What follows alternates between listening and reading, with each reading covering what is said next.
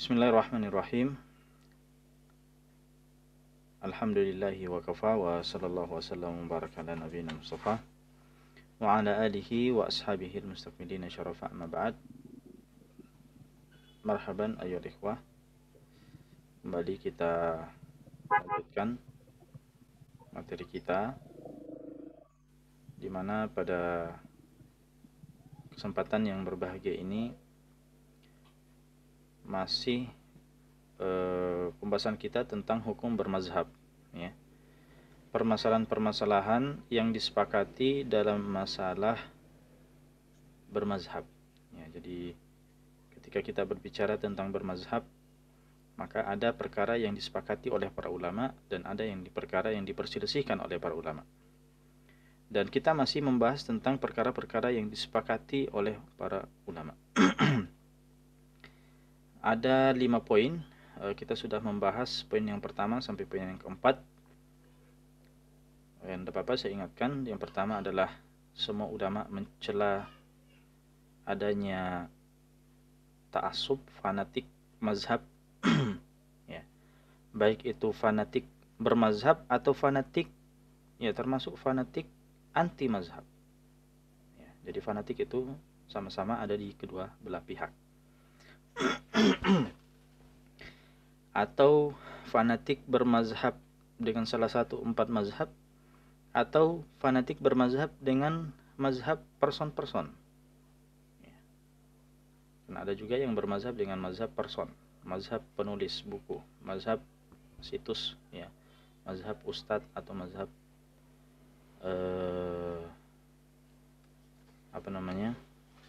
ya, orang-orang yang punya pendapat-pendapat tertentu. Itu yang disepakati. Yang kedua adalah semuanya sepakat bahwasanya adanya 4 mazhab fikih ini adalah diterima, ya, dan semuanya juga sepakat bahwa tidak boleh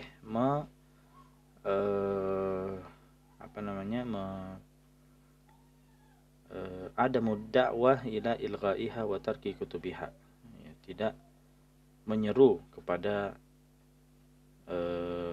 penolakan terhadap 4 mazhab ini dan juga meninggalkan buku-bukunya. Itu disepakati oleh para ulama. Yang ketiga adalah seorang yang bermazhab ketika sampai pada derajat mujtahid dan menyelisihi imamnya ketika sudah sampai derajat mujtahid karena memandang perkara rajih, ya, dalam suatu permasalahan, maka itu adalah bagus, ya. Itu bukan sesuatu yang tercela, itu adalah bagus, ya. Dengan garis bawah ketika sudah sampai pada derajat mujtahid. Kemudian yang keempat adalah seorang yang bermazhab, ya, qabulut tamadhub. Jadi model bermazhab yang diterima adalah ketika bermakna at-takharruj ala madrasatin fiqhiyah usuliyah ma'al inayati bid-dalil wa talabir rajih. Jadi menerima bentuk bermazhab, yaitu ketika mazhab itu dipahami sebagai suatu madrasah fikih yang punya usul yang jelas, ya, dan berusaha untuk mencapai pendapat yang kuat berdasarkan dalil-dalil. Dan kenyataannya seperti itu, 4 mazhab seperti itu. Dalam setiap mazhab itu ada harakatut tarjih di dalam, ya. Bahkan pendapat imam sekalipun, kalau misalnya pendapat imam ada 2, ada 3 pendapat, maka di sini para ulama mazhab kemudian berijtihad menentukan mana pendapat imam yang lebih kuat dari 2 pendapatnya, ya. Misalnya Imam Syafi'i ada 2 pendapatnya, ada pendapat qadim, ada pendapat lama, ada pendapat baru. Mana yang dipakai misalnya, ya, mana yang sah sebagai mazhab, ya. Begitu juga dengan Imam Ahmad, misalnya Imam Ahmad punya beberapa riwayat, ya, ada 2 riwayat, ada 3 riwayat. Maka di sini ulama Hanabilah kemudian berijtihad untuk menentukan mana yang sah dikatakan mazhab Hambali. Nah, sekarang kita masuk pada poin yang ke-5. Poin yang kelima adalah jawazu akhdhil mutamadhibi biqauli imamihi bolehnya seseorang yang bermazhab itu ya mengambil pendapat imamnya nasiban lahu ila imamihi. Ya, nasiban lahu ila imamihi. Dia menisbatkan kepada dirinya. Ya, dia menisbatkan pendapat itu kepada dirinya. Ya, saya misalnya bermazhab Syafi'i. Pendapat ini adalah pendapat dalam mazhab saya, tapi saya menisbatkan pendapat itu kepada diri saya. Ya. Jadi pendapat imam itu saya nisbatkan kepada diri saya, ma'a qana'atihi birjahanihi ba'da nadharihi fi adillati al-aqwal. Ya, jadi ketika seorang itu seorang yang bermazhab itu sudah mampu untuk berijtihad ya tadi di sini sudah mampu untuk berijtihad, melihat dalil-dalil, pendapat-pendapat, ya, dia punya memandang suatu permasalahan yang lebih kuat, ya. Ketika ada beberapa pendapat, dia sudah menentukan mana pendapat yang lebih kuat, ya. Nah, maka dia nisbatkan kepada imamnya, ya. Jadi dia tadi yang berusaha berijtihad. Nah, ketika dia sudah berijtihad, maka dia nisbatkan kepada imamnya bahwa inilah pendapat imam saya. Ya, misalnya anggaplah ya seperti ulama Syafi'iyah. Ulama Syafi'iyah ketika mereka berijtihad, mereka mengatakan bahwa inilah mazhab Syafi'i. Walaupun mungkin Imam Syafi'i sendiri tidak mengatakannya. Tapi karena Imam Syafi'i punya usul, punya metode, punya kaidah-kaidah tertentu, maka ulama Syafi'iyah ketika menilai suatu permasalahan, ya, di mana permasalahan itu tidak ada pendapat Imam Syafi'i di situ, maka boleh bagi mereka untuk menisbatkan bahwa ini adalah mazhab Syafi'i. Ya, karena mereka memakai metodenya Imam Syafi'i, mereka memakai kaidah-kaidah yang telah ditetapkan oleh Imam Syafi'i dalam berijtihad. Maka hasil ijtihad mereka, walaupun Imam Syafi'i tidak katakan, maka mereka bisa mengatakan, bisa meresmikan bahwa pendapat itu adalah pendapat mazhab Syafi'i. Dan inilah yang dilakukan oleh ulama Syafi'iyah. Ulama Syafi'iyah seperti itu. Ya. Jadi ulama Syafi'iyah memandang usul, metode, kaidah-kaidah imam, ya, dan menetapkan sesuatu permasalahan dan menisbatkannya kepada imam. Jadi dinisbatkan secara mazhab, bukan dinisbatkan secara riwayat. Ya. Jadi mereka mengatakan bahwa inilah mazhab Syafi'i. Mereka tidak mengatakan inilah perkataan Syafi'i. Ya, beda ya. Bahwa menisbatkan suatu permasalahan bahwa dia adalah perkataan imam, atau mengatakan bahwa ini adalah mazhab imam. Kalau dikatakan mazhab imam berarti itu sudah mengalami proses. Ya, sudah ada hasil ijtihad di situ. Kemudian hasil itu dinisbatkan kepada imam. Kenapa? Karena metode yang dipakai dalam berijtihad atau kawaid yang dipakai untuk berijtihad adalah punya imam. Nah, itulah yang dilakukan oleh ulama-ulama mazhab. Mereka mengatakan bahwa ini adalah mazhab Syafi'i, mazhab Hanafi, mazhab Maliki, mazhab Hambali, ya, karena mereka memakai metode para imamnya dalam berijtihad, atau ada pendapat imam yang mirip-mirip, ya, kemudian mempelajari pendapat imam itu dalam suatu permasalahan, kemudian membawa, ya, pendapat itu kepada permasalahan yang lain yang imam belum punya pendapat di situ, kemudian dinisbatkanlah kepada imam sebagai mazhab. Ya, jadi istilahnya takhrij, ya, takhrijul aqwal misalnya. Jadi Imam Syafi'i misalnya punya pendapat tertentu dalam masalah tertentu. Nah, kemudian ulama Syafi'i mempelajari pendapat imam itu. Nah, dan mereka bisa memahami bahwa dari pendapat ini kita bisa mengambil pelajaran, kita bisa pakai dalam permasalahan yang lain, ya, menghukumi permasalahan yang lain, ya. Jadi Itu namanya takhrij, ya. Upaya mengeluarkan pendapat imam itu ke permasalahan yang lain. Nah, itu boleh. Baik. Di sini timbul pertanyaan, ya. Apakah setiap orang yang menghadapi suatu permasalahan itu kemudian harus mengambil langkah untuk mentarjih, ya. Apakah harus seperti itu, ya. Ataukah dia ya cukup apa yang resmi di dalam mazhab diikuti? Orang yang sudah bermazhab, ya, dia sudah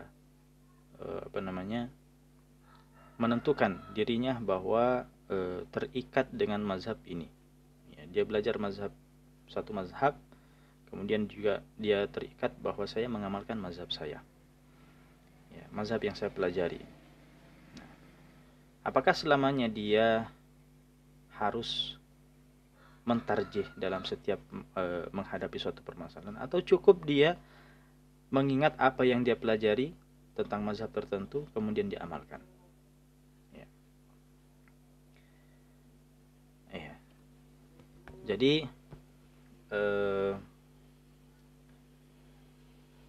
sebagian orang mengklaim bahwasanya para mazhab imam ini kan melarang untuk melakukan taklid, ya. Dan mereka mengharuskan memahami dalil sendiri, ya. Jadi seakan-akan kita harus menimbang ucapan para imam, ya, imam mazhab maksudnya, kemudian menilai, ya, apakah kuat atau lemah pendapat itu, ya. Jadi hasil tarjih itu harus di tangan kita, harus di tangan kita. Padahal kemampuan kita untuk mentarjih atau berijtihad itu sangat terbatas, ya. Kemudian kita dipaksa untuk menilai suatu pendapat mana yang kuat, mana yang lemah. Sedangkan kemampuan kita sendiri dalam mentarjih, dalam berijtihad itu sangat terbatas, ya. Ya, bahkan mungkin tidak layak untuk berijtihad atau mentarjih, ya. Dan ini fakta. Kita lihat selama ini, ya, bahwasanya ya seakan-akan kita ketika setiap dihadapkan suatu pendapat, beberapa pendapat, ya, dalam setiap permasalahan, kita dipaksa untuk menentukan masing-masing mana pendapat yang kuat. Padahal mungkin kemampuan tarjih atau ijtihad kita sangat terbatas, atau bahkan tidak ada sama sekali. Nah, maka sebenarnya sikap seperti ini sikap yang berlebih-lebihan, ya. Seakan-akan kita tidak tidak menghargai ikhtilaf atau perbedaan pendapat atau pendapat para ulama, ya. Ketika ulama itu berbeda pendapat, seakan-akan pendapat mereka itu tidak layak untuk diamalkan. Harus mencari pendapat yang lebih kuat. Padahal kita sendiri belum punya kemampuan untuk berijtihad.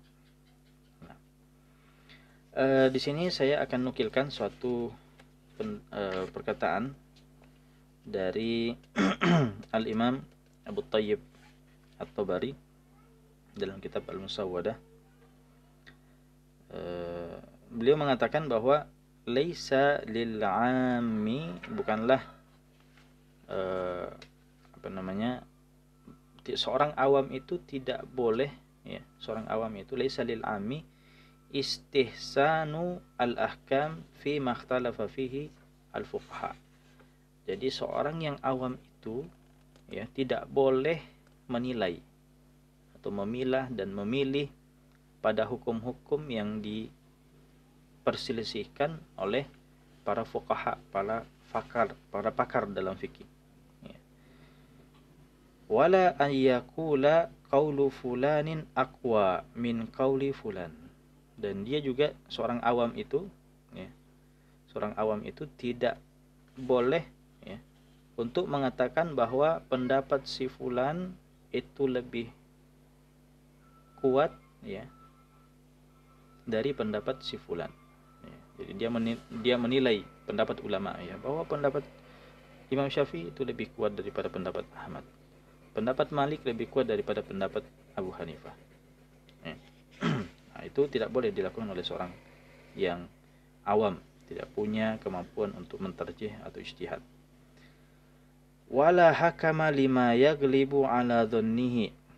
Dan dia juga tidak bisa memutuskan suatu hukum tertentu dengan dugaannya. Dia punya dugaan yang kuat misalnya seperti ini. Nah, maka walaupun ada dugaan yang kuat condong terhadap satu pendapat misalnya, tetap tidak boleh dia memutuskan suatu hukum. Wala tibara bihi, bahkan apa yang dia lakukan itu, ya, berupa memutuskan hukum, misalnya dia sudah melihat pendapat-pendapat ulama, kemudian memutuskan hukum berdasarkan, ya, berdasarkan perasaannya, ya, bahwa kayaknya ini lebih kuat, ini lebih kuat, atau saya lebih condong ke sini, saya lebih condong ke sini. Nah, maka walaupun dia melakukan seperti itu adalah tidak dianggap, la yu'tabar, ya, wala tibara bihi. Ya.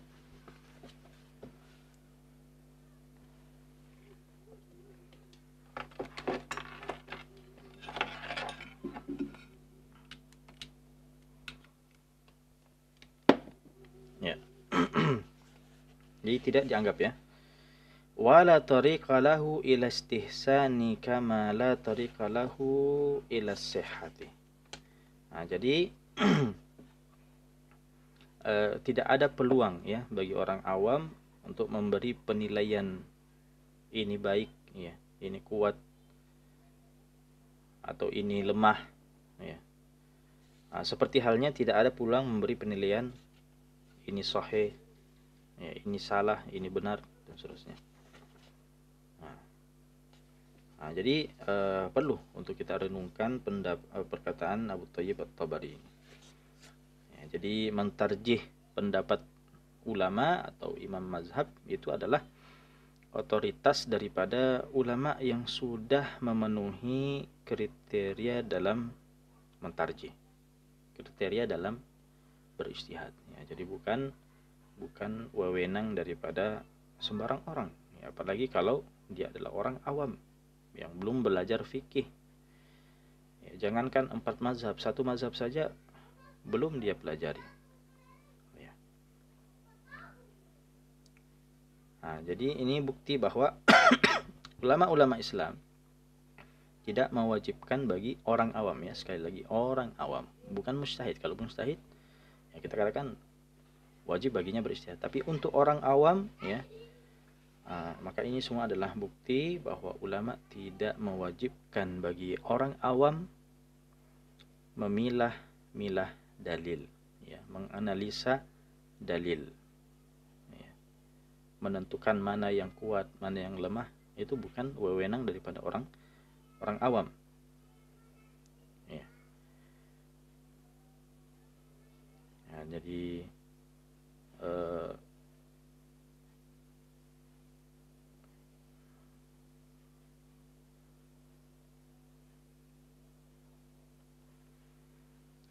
ini bukan wewenang daripada orang awam.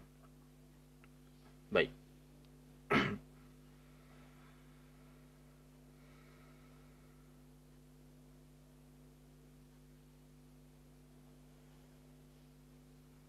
Kemudian ikhwas sekalian yang dimuliakan oleh Allah,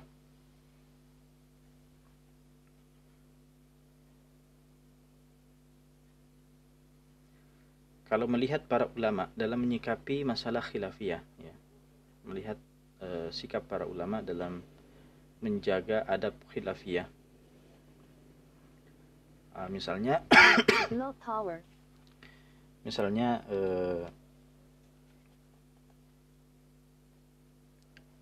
seseorang yang bermazhab Syafi'i, seorang yang bermazhab Syafi'i melihat pengikut mazhab Hanafi misalnya, ya. Misalnya setelah melaksanakan wudhu dan hendak melakukan sholat, jadi sudah wudhu dan mau melakukan sholat, kemudian bersentuhan dengan kulit perempuan yang bukan mahramnya, ya. Jadi menyentuh perempuan yang bukan mahram, baik sengaja atau tidak. Nah, tentunya untuk mazhab Syafi'i, ya, mazhab Syafi'i, orang yang bermazhab Syafi'i itu tidak boleh, ya, artinya wudunya batal. Dia harus mengulangi wudunya, karena itu adalah salah satu pembatal wudu, ya, menyentuh wanita yang bukan mahram, sekalipun itu istri, sekalipun itu adalah istri, karena istri statusnya bukan mahram. Kalau dia mahram ya tidak boleh dinikahi, kan gitu. Nah, maka itu sikap orang yang bermazhab Syafi'i. Tapi ketika dia melihat seseorang yang bermazhab Hanafi, dia tahu, oh ini orang bermazhab Hanafi, kemudian bersentuhan dengan, anggaplah istrinya, ya, yang bukan mahramnya. Apakah boleh orang yang bermazhab Syafi'i ini mengatakan kepada orang yang bermazhab Hanafi itu, Anda harus mengulangi wudhu karena wudhu Anda batal? Apakah boleh dia melakukan hal yang demikian? Tidak boleh. Tidak boleh dia mengingkari. Ya. Bagi orang yang bermazhab Syafi'i itu, jika menyentuh wanita yang bukan mahram, ya batal baginya. Tapi ketika dia mengetahui bahwa orang lain itu bermazhab Hanafi yang berkeyakinan bahwa menyentuh wanita yang bukan mahram tidak membatalkan wudhu, maka tidak boleh dia memaksakan pendapatnya kepada orang yang bermazhab Hanafi itu. Ya, ya. Ya, walaupun boleh dia katakan bahwa ya sebaiknya kita keluar dari ranah khilaf, ya. Wahai Anda yang bermazhab Hanafi, sekiranya kita keluar dari ranah khilaf, cobalah Anda berwudu, karena itu sunnah menurut ulama Hanafiyah sendiri. Ulama Hanafiyah mengatakan bahwa walaupun menyentuh wanita tanpa mahram, walaupun menyentuh wanita yang bukan mahram itu tidak membatalkan wudu, tapi tetap sunnah berwudu, karena sikap keluar daripada ranah khilaf para ulama. Karena mazhab Syafi'i mewajibkan berwudu kembali karena wudunya batal. Nah, maka ulama Hanafiyah mengatakan sunnah dia berwudu agar keluar dari permasalahan khilaf ini. Nah, maka seorang yang Syafi'i bisa menyampaikan hal itu kepada orang yang bermazhab Hanafi. Tapi apakah harus dia mewajibkan, harus dia paksa, Anda harus mengulangi wudu Anda itu batal wudu. Kalau Anda sholat menjadi imam, saya tidak mau bermakmum di belakang Anda, dan seterusnya. Ya, tidak bisa, tidak boleh. Ya, seorang bermazhab Syafi'i tidak boleh melakukan hal yang demikian. Al-Imam Ibnu Abdul Bar dalam kitabnya Tamhid, syarah daripada kitab Muwatta, mengutip pendapat Imam Al-Mujtahid, ya, Al-Imam Al-Auza'i, ya, Imam Al-Auza'i, tentang seorang yang mencium istrinya kemudian mengerjakan sholat tanpa mengulangi wudu, ya, tanpa mengulangi wudu. Nah, ini kan membatalkan wudu. Dalam mazhab Syafi'i seperti itu, membatalkan wudu. Nah, maka beliau mengatakan alladzi yuqabbilu imra'atahu, ya, sekiranya orang yang bertanya padaku itu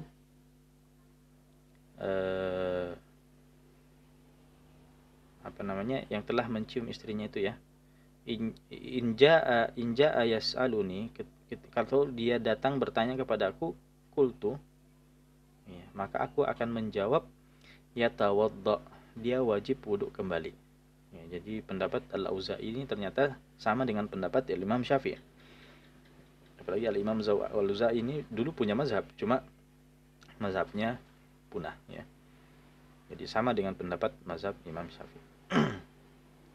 Nah, tapi kata beliau, jadi itu jawabannya, ya. Jadi sekiranya orang datang bertanya kepada saya tentang permasalahan itu, saya akan katakan wajib bagi dia berwudu. Wa illam yatawadda, tapi kalau dia tidak mengulangi wudunya, ya, dia tidak mengulangi wudunya karena mengambil pendapat yang lain, lam aib alaihi, ya, maka aku tidak akan mencelanya. Ya, saya tidak menganggap hal itu sebagai aib, saya tidak mencela orang tersebut karena memang itu adalah pendapat yang lain. Ya. Nah, jadi seperti ini sikap para ulama ketika melihat pendapat yang lain. Jadi walaupun mereka punya pendapat yang rajih, ya, menurut mereka, tapi mereka tidak memaksakan pendapat itu pada orang lain. Selama itu adalah khilaf yang mu'tabar, perbedaan pendapat di kalangan para ulama yang, ya, semuanya adalah ulama mujtahid, pendapatnya bisa dipakai. Nah. Kemudian Imam Al-Khatib Al-Baghdadi dalam kitabnya Al-Faqih wal Mutafaqih meriwayatkan ucapan Imam Sufyan Al-Uyainah, ya, salah seorang imam mazhab juga, tapi mazhabnya sudah punah, ya. Idza ra'aita ar-rajula, jika Anda melihat seorang ya'malul amala, mengerjakan suatu perbuatan, alladzi qad ikhtulifa fihi, yang para ulama berselisih pendapat,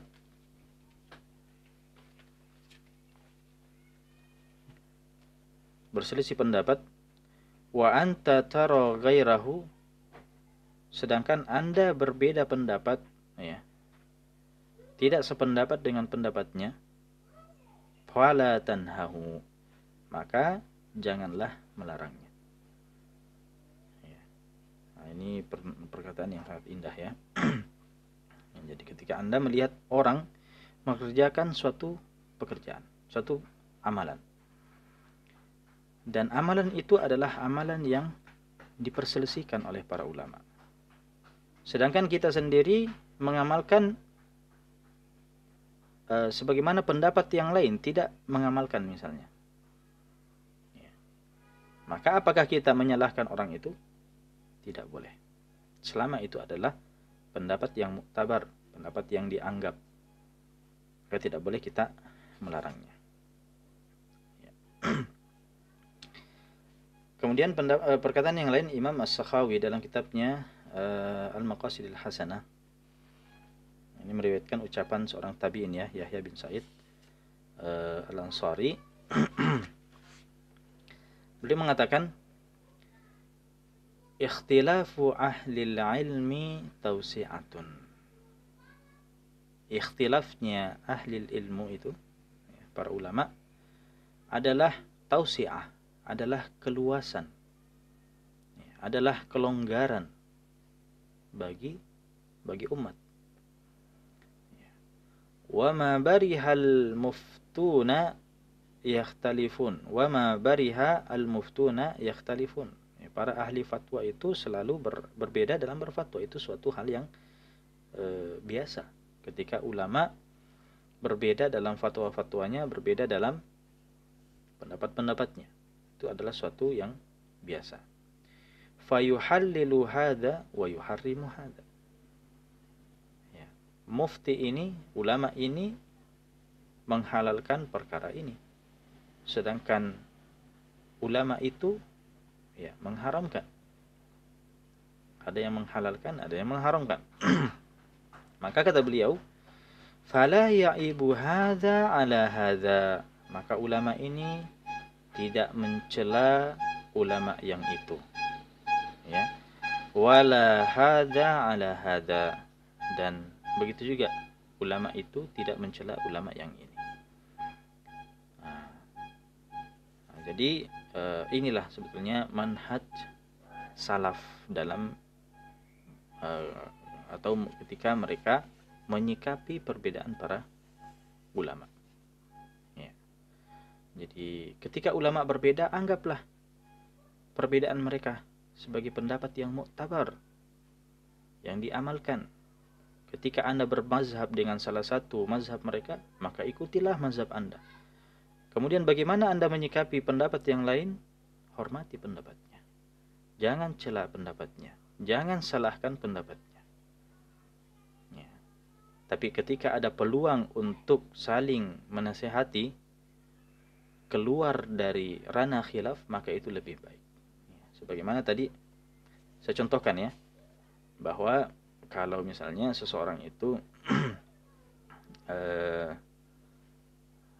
berbeda dengan orang lain, ya, dan ada satu pendapat yang bisa menjadi tawaran, ya, yang disepakati, ya, disepakati dalam mazhab kita, disepakati dalam mazhabnya. Nah, seperti masalah wudhu tadi, ya, maka afdalnya kalau misalnya menyentuh seorang wanita yang bukan mahram, walaupun pendapat Abu Hanifah itu adalah tidak batal, tapi menurut ulama yang lain batal, maka sebaiknya apa? Sebaiknya mengulangi wudhu, karena itu yang wajib menurut ulama Syafi'iyah, ya, dan itu yang lebih afdal, itu yang sunnah menurut ulama Hanafiyah, walaupun berpendapat tidak batal.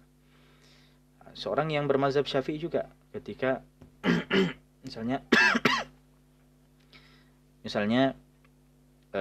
dalam mengusap kepala, walaupun dalam mazhab Syafi'i yang wajib mengusap kepala adalah sebagian saja walaupun sehelai, tapi di sana ada ulama yang mewajibkan mengusap seluruh kepala. Maka jalan tengahnya adalah yang bermazhab Syafi'i, ya, dan inilah yang direkomendasikan oleh ulama Syafi'i, bahwa mereka mengusap seluruh kepalanya. Itu afdolnya seperti itu, walaupun yang wajibnya adalah walaupun sebagian saja. Ya, jadi mengusap seluruhnya itu yang direkomendasikan karena sikap khuruj minal khilaf, keluar dari perbedaan pendapat para ulama. Ya, jadi begini kita bersikap. Nah, tapi ulama Hanabila tidak akan menyalahkan seseorang yang bermazhab Syafi'i tapi mengusap kepalanya sebagian saja. Ya. Nah, sekira ulama Hanabila juga adalah orang-orang yang menghargai pendapat, ya, bahkan semua mazhab menghargai pendapat mazhab yang lain. Ya, jadi tidak mesti harus kita sebagai orang awam bertindak sebagai mujtahid. Ya, padahal kita belum punya wewenang untuk melakukan tarjih, untuk melakukan ijtihad. Ya, kalau kita memang tidak tahu mazhab, tidak mengetahui sedikit pun pendapat mazhab dalam permasalahan yang kita hadapi, ya sudah, kita bertanya kepada orang lain yang kita yakini dia paham pendapat salah satu mazhab, kita bertanya kepadanya, apapun jawabannya itu yang kita amalkan. Tanpa menimbang-nimbang lagi, ya. Masalahnya sekarang ada orang yang bertanya, dikasih jawaban masih dia timbang-timbang. Pergi ke ulama yang lain, pergi ke ustadz yang lain, bertanya, dikasih jawaban masih dia timbang-timbang. Pergi ke ustadz yang lain sampai dia, ya, mendapat jawaban, dia cari. Ya, jadi sebetulnya dia bertanya ke sana kemari untuk mencari suatu jawaban yang memuaskan dirinya. Ini tidak boleh. Ya, jadi sebelum Anda bertanya kepada orang lain, pastikan siapa orang yang benar-benar Anda percaya keilmuannya, kesolehannya, ya, menguasai satu mazhab. Tanyakan kepadanya dan amalkan apapun yang dia sampaikan kepada Anda berupa pendapat. Ya, karena tadinya Anda sudah percaya kepadanya. Nah, ketika Anda diberikan penjawaban, kenapa tiba-tiba Anda ragu terhadap jawabannya? Kan ini sikap permainan, ya. Kalau Anda tadi sudah sangat yakin kepada orang itu, kemudian Anda diberikan jawaban, loh, kok tiba-tiba tidak yakin kepada orang itu?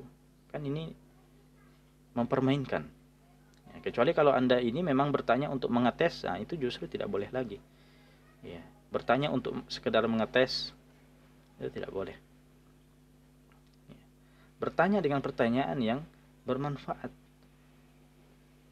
untuk Anda. Jangan sekedar mengetes-ngetes orang lain. Itu tidak boleh. Baik. Sekira ini pembahasan kita yang terakhir berkaitan dengan mahallu al-ittifaq fi mas'alatit tamadhub, perkara yang disepakati dalam masalah bermazhab ya. Jadi sudah ingat semuanya, ini 5 poin yang disepakati dalam masalah bermazhab. Artinya, jika ada yang menyelisihi dalam 5 poin ini, maka pendapatnya itu tidak dianggap. Ya, itu adalah pendapat yang nyeleneh, pendapat yang syadz. Nah, pada pertemuan yang akan datang insyaallah kita akan bahas berkaitan dengan permasalahan yang diperselisihkan ya, permasalahan yang diperselisihkan. Insyaallah kita akan bahas pada pertemuan yang akan datang ya. Baik, jadi saya berikan gambaran ya, bahwa yang kita sudah bahas ini 5 poin adalah hukum taklid secara umum dan mengakui keberadaan atau eksistensi daripada 4 mazhab dan bisa taklid kepada semua pendapat ya, selama masih dalam lingkaran 4 mazhab itu ya, walaupun kita tidak tahu bahwa ini adalah mazhab Syafi'i, ini adalah mazhab Malik, ini adalah mazhab Hambali, Hanafi, nah, tapi kita tahu bahwa pendapat itu tidak keluar dari 4 mazhab tadi, maka kita boleh taklid kepadanya. Kita bertanya kepada orang, dijawab entah mazhab apa saja dari 4 mazhab itu, maka kita pakai pendapat itu, kita amalkan pendapat itu, maka itu namanya taklid. Ketika seseorang itu tidak bisa ya berijtihad ya, belum mampu untuk berijtihad, dan dia tidak juga mengikat dirinya pada mazhab tertentu, maka itu namanya taklid ya. Inilah yang merupakan kewajiban bagi seorang yang muqallid, belum sampai pada derajat mujtahid ya. Walaupun dia adalah muttabi ya, atas nama muttabi atau gimana ya, muttabi ketika belum sampai pada derajat mujtahid ya tetap muqallid namanya, sebagaimana penjelasan Imam Syatibi sendiri. Nah sekarang yang akan kita bahas pada pertemuan yang akan datang adalah hukum mengikat diri dengan mazhab. Nah inilah yang dimaksud dengan bermazhab. Kita memutuskan misalnya saya akan belajar fikih Syafi'i dan saya akan mengikuti pendapat-pendapat dalam mazhab yang saya pelajari itu, mazhab Syafi'i. Saya akan belajar mazhab Maliki dan saya akan mengamalkan pendapat-pendapat yang ada dalam mazhab Maliki itu ya. Kalau mazhab Syafi'i yang saya pelajari itu mengatakan sah, alhamdulillah. Kalau mazhab Syafi'i yang saya pelajari itu mengatakan tidak sah, maka saya akan ulangi, maka saya akan ganti, jadi semua konsekuensi itu siap kita terima ketika kita mengikuti satu mazhab. Nah itulah namanya bermazhab ya. Banyak aturan-aturannya. Apakah boleh keluar dari mazhab ketika kita sudah memilih untuk bermazhab, misalnya mengikuti satu mazhab misalnya, dalam belajar dan mengamalkan, apakah boleh kita taklid kepada mazhab yang lain? Ya, tidak masalah, boleh, tapi ada aturannya, nanti kita akan sampaikan insyaallah pada pertemuan-pertemuan yang akan datang. Jadi bukan maksud daripada bermazhab itu artinya tidak boleh sama sekali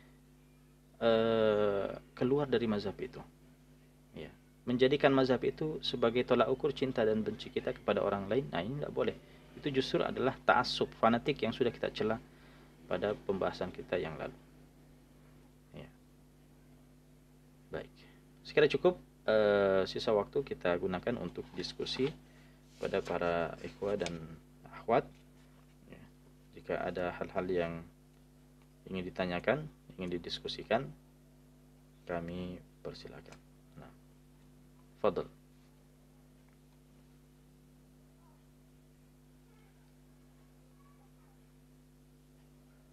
Silakan. Silakan ikhwah yang ingin bertanya, bisa di-unmute mic-nya. Adapun untuk akhwat, jika ingin bertanya silakan ditulis di kolom chat saja.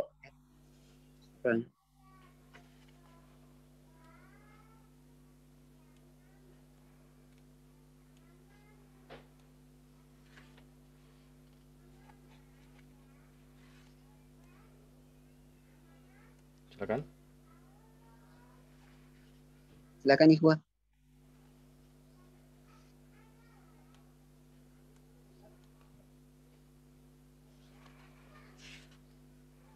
Ada pertanyaan di kolom chat? Eh, tidak ada Ustaz. Tidak ada. Bisa kami bertanya Ustaz? Iya, silakan, silakan. Mengenai bermazhab Ustaz, kami ingin bertanya, apakah dalam situasi yang berbeda itu bisa memakai mazhab yang berbeda juga? Misal dalam salat mungkin Ya. kami pakainya mazhab ini, kemudian mungkin dalam Masalah peranan yang lain? lain, Ya, misalnya seperti wudhu, ya. kami pakai mazhab lain juga. Apakah bisa Ustaz atau bagaimana? Boleh, tidak Syukuran masalah. Ustaz. Tidak masalah. Berbeda masalah ketika permasalahan itu berbeda, memakai mazhab pada setiap permasalahan yang berbeda itu tidak boleh, tidak masalah. Ya, selama mengikuti aturan main daripada setiap mazhabnya. Misalnya dalam mazhab dalam wudhu misalnya mengambil mazhab Hambali. Nah, maka ikuti aturan main mazhab Hambali. Yang wajib-wajib dalam mazhab Hambali harus diperhatikan. Jangan ambil yang enaknya saja. Nah, ketika sholat misalnya mau mengambil mazhab Syafi'i, tidak masalah. Berbeda antara wudhu dengan sholatnya berbeda, tidak masalah. Ya, karena memang suatu permasalahan yang berbeda. Ya, beda halnya kalau dalam permasalahan yang sama, ya. Satu permasalahan tapi dia campur-campur mazhab di dalamnya. Maka jangan sampai, ya intinya jangan sampai dia datang dengan suatu bentuk ibadah yang semua mazhab berlepas diri darinya. Artinya semua mazhab menghukumi bahwa amalannya itu yang dia lakukan tidak sah. Ya, misalnya dia datang dengan model sholat, ya karena dia mencampur-campur mazhab, ya dia mengambil pendapat ini pendapat itu, akhirnya jadi mix, ya. Nah, ketika diperiksa dengan tolak ukur setiap mazhab, tidak ada satu mazhab pun yang mengatakan misalnya apa yang dia lakukan itu sebagai atau membenarkan apa yang dia lakukan itu, ya. Mengatakan bahwa apa yang dia lakukan itu sebagai sah. Saya kasih contoh begini. Dalam pernikahan misalnya, dalam pernikahan ini biasanya contoh yang diangkat. Dalam pernikahan dia ikut pendapat mazhab Hanafi yang tidak wajib wali nikah, ya. Kemudian dia juga mengambil pendapat mazhab Malik yang tidak wajib saksi, ya. Jadi dia menikah tidak ada walinya, tidak ada saksinya. Nah, coba, berarti hanya berdua dong antara dia dengan si wanita, ya. Tidak ada walinya, tidak ada saksinya. Nah, kalau kita periksa pendapat-pendapat mazhab tentang masalah ini, mengatakan semuanya sepakat bahwa pernikahannya tidak sah. Kenapa? Karena dalam mazhab Hanafi itu wajib wali. Kemudian dalam mazhab Malik dalam mazhab Hanafi wajib saksi. Dalam mazhab Malik wajib wali, ya, wajib adanya wali. Nah, jadi dia mengambil dari setiap mazhab yang enaknya saja, sehingga setiap mazhab tidak mengambil aturan main setiap mazhab yang dia pilih. Nah, maka dia datang dengan suatu amalan yang setiap mazhab tidak sah. Mengatakannya sepakat mengatakan bahwa apa yang dilakukan itu tidak sah. Nah, ini saya maksud.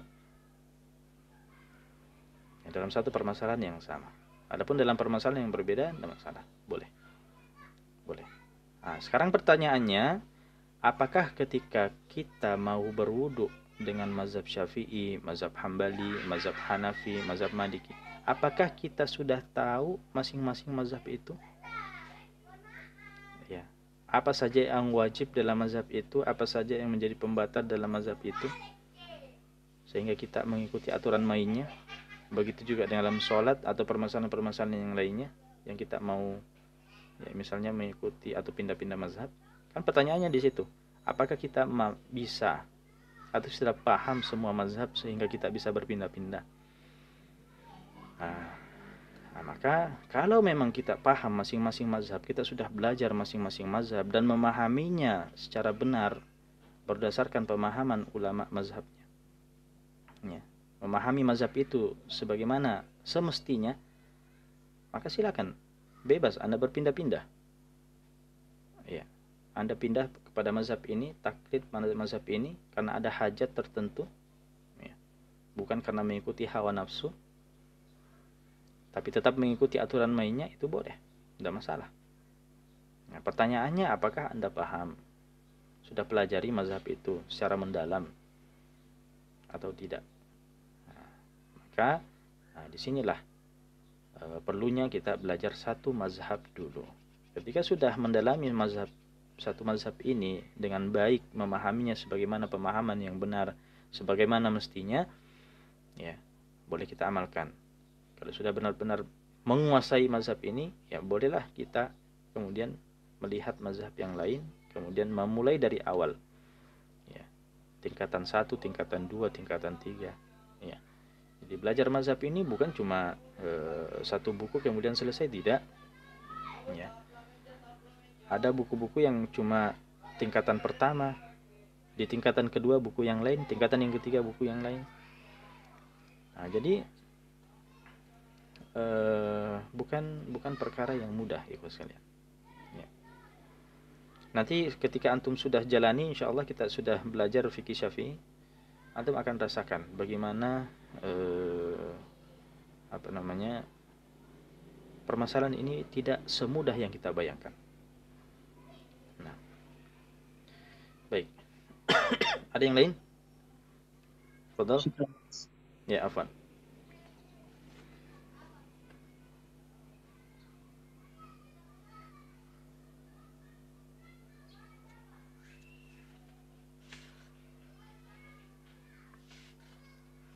Silakan. Ini kok yang lain jika ada pertanyaan.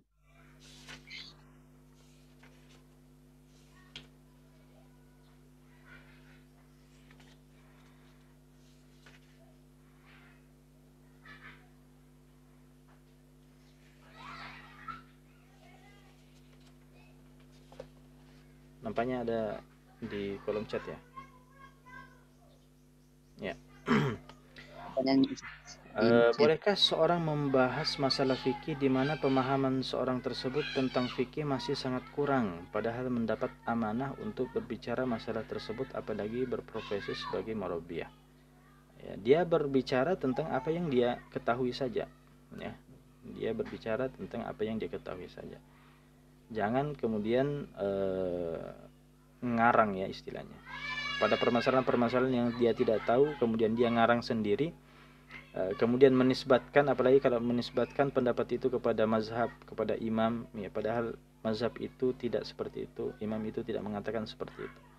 Nah, maka harus berhati-hati, ya. Pastikan benar-benar menguasai sesuatu kemudian menyampaikannya. Ya, kalaupun kita diberikan amanah untuk menyampaikan, ya, maka sampaikan berdasarkan apa yang kita ketahui saja. Dan sebenarnya ini yang harus menjadi motivasi kita untuk belajar, ya. Apa yang menjadi amanah ini, amanah yang diberikan kepada kita ini harusnya menjadi motivasi kita untuk belajar, menguasai fikih, dengan cara belajar satu mazhab dulu. Apa yang kita pelajari ini, ini bolehlah kita sampaikan, boleh kita amalkan, boleh kita sampaikan, karena ini adalah pendapat yang muktabar, pendapat yang resmi, pendapat yang sudah diamalkan oleh manusia beratusan tahun lamanya. Jangankan ibadah, ya, dalam memutuskan perkara yang berkaitan dengan pernikahan, berkaitan dengan hukuman, ya, berkaitan dengan darah, ya, itu sudah dipakai selama ini, apalagi dalam masalah ibadah. Ya, jadi jangan terlalu sensitif. Ini mazhab Syafi'i, ini sesuai dalil tidak ya? Ya, itu anggapan Anda saja. Ya, itu berdasarkan dalil. Ya. hanya saja Anda terlalu sempit dalam memandang dalil itu. Baik. Pertanyaan dari akhwat juga, buku apa yang Ustadz rekomendasikan untuk mengenal dan mempelajari mazhab? Masing-masing mazhab itu punya buku masing-masing ya. Buku dalam tingkatan pemula. Dan insyaallah taklim kita ini akan memakai salah satu kitab yang ringkas dalam mazhab Syafi'i ya, masih tentang masalah ibadah saja ya. Yaitu memakai matan Safinatun Najah. Safinatun Najah insyaallah. Ya, ini salah satu kitab yang ringkas dalam mazhab Syafi'i ya, dalam masalah ibadah. Ada kitab yang lain lebih ringkas lagi, misalnya Ar-Risalah Al-Jami'ah. Ya, kalau mau yang lebih luas, misalnya ada Al-Mukhtasar Al-Latif, ya, ada Muqaddimah Al-Hadramiyah, Al-Muqaddimah Al-Hadramiyah. Mau yang lebih besar lagi, ada Matan Abi Suja, ada Al-Yaqut An-Nafis, ada Sofatuz Zubat, ada Umdatus Salikin ya. Ada banyak buku-buku. Tapi kan kita harus mulai dari tingkat pemula dulu ya. Kita belajar saja mulai dari semester 1, semester 2, semester 3 ya, tidak langsung loncat semester ya. Bagaimana kita bisa naik ke atap kalau tidak pakai tangga? Dan kita mulai dari tangga pertama, tangga kedua, tangga ketiga, dan seterusnya. Nah, maka begitu juga dalam belajar fikih ini. Berjenjang. Nah, baik. Di sini, apa hukumnya kalau mengambil pendapat yang mudah atau mampu dilakukan, sekalipun diambil dari mazhab yang berbeda-beda? Ya, kalau mengikuti hawa nafsunya tidak boleh. Mengikuti hawa nafsu tidak boleh seperti ini. Dan buku apa yang Ustadz rekomendasikan untuk mengenal dan mempelajari mazhab?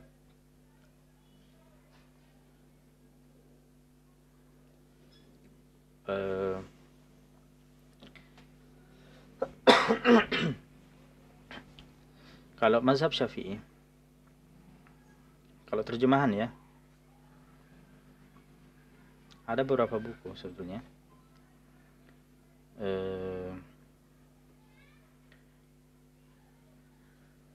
Saya pernah lihat terjemahan daripada Kifayatul Akhyar. Kifayatul Akhyar ini penjelasan daripada Matan Abi Syuja.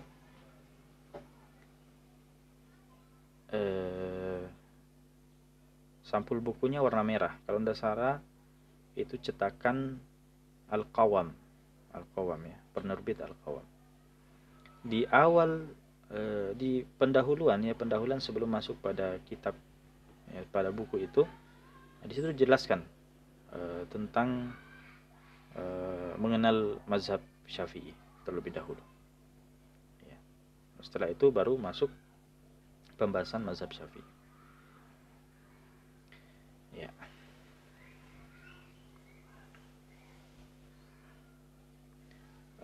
Bisa juga baca buku-buku tentang tarikh tasyri' ya, atau sejarah legislasi hukum Islam. Biasa disinggung di situ setiap mazhab. Kalau mempelajari tentang mazhabnya ya, bagaimana perkembangan mazhabnya, kemudian apa saja buku-bukunya dan seterusnya, itu dalam kitab-kitab tarikh tasyri'. Ya. Ada buku juga bagus, sejarah legislasi hukum Islam, membahas bagaimana syariat itu sejak zaman Nabi Shallallahu Alaihi Wasallam sampai saat ini. Nah, tentunya membahas juga tentang mazhab-mazhab, perkembangan mazhab, ulama-ulamanya, buku-bukunya. Ya. Nah, tapi tidak membahas tentang fikihnya secara rinci. Ya, kalau mau mempelajari fikih mazhab secara rinci, ya kembali ke buku-buku mazhab itu. Nah,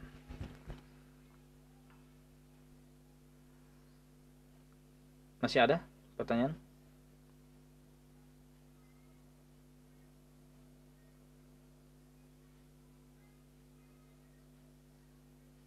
Silakan Ikhwah kalau masih ada pertanyaan.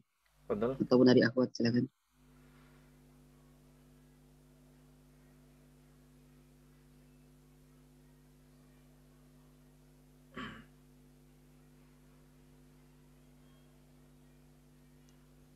Ya, kalau tidak ada lagi saya cukupkan sampai di sini saja.